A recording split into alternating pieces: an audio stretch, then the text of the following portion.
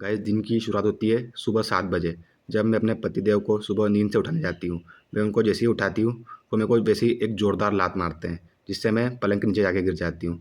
अब मैं शुरू में तो थोड़ा गुस्सा करती हूँ, फिर वो मेरे को समझाते हैं कि उन्होंने इसलिए मारी कि उनको लगा कोई और लड़की है। अब गाइस मेरे पतिदेव मेरे से बहुत ज़्यादा प्यार करते हैं। अब मैं मान जाती हूँ। अब मैं उनके लिए टिफ़िन में लौकी की सब्ज़ी और रोटी बनाने लग जाती हूँ। अब मैं देखती हूँ कि वो बिना बताए ही कंपनी निकल गए, बिना टिफ़िन ले आए।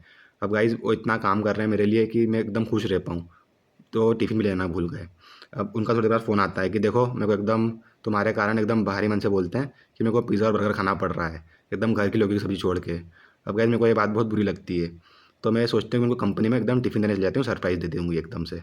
अब मैं जैसे ही टिफ़िन लेके जाती हूँ तो मैं देखती हूँ कि वो अंदर 3-4 लड़कियों के साथ एकदम आराम से खाना खा रहे होते हैं, पिज़्ज़ा बर्गर। अब मैं उनको फ़ोन लगाती हूँ तो वो मेरा फ़ोन नहीं उठाते। मैं उनको 20-25 बार फ़ोन लगाती हूँ, वो हर बार काट देते हैं। अब मैं एकदम गुस्से में घर आ जाती हूँ।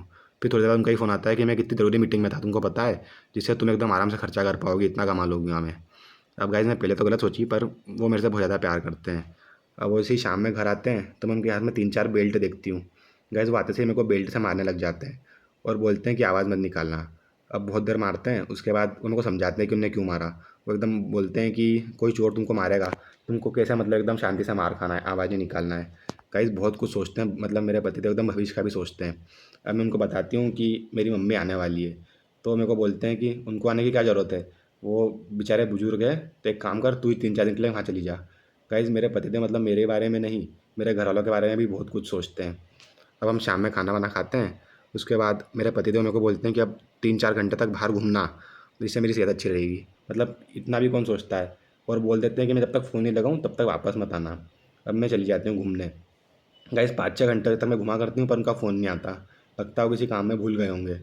अब मैं जैसे ही घर जाती हूँ बिना फ़ोन के, तो मैं देखती हूँ कि एकदम पूरा घर में जो बेडशीट है वो इधर-उधर पड़ी हुई है और सब कुछ बिखरा-बिखरा सा है।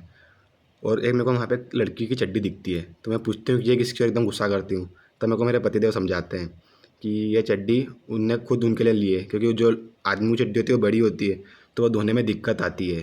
तो इसलिए उन्होंने लड़कियों की चड्डी पहनना चालू कर दी, जिससे मेरे को दिक्कत नहीं आए। गाइस मेरे पतिदेव सच में एकदम भगवान है, बहुत कुछ सोचते हैं मेरे बारे में। मैं खामा-खा उन पे शक करती हूँ। गाइस ये था मेरा आज का दिन का व्लॉग। अगर आपको वीडियो अच्छा लगा हो तो लाइक, कमेंट ज़रूर करें और ऐसे ही वीडियोज़ के लिए सब्सक्राइब करें।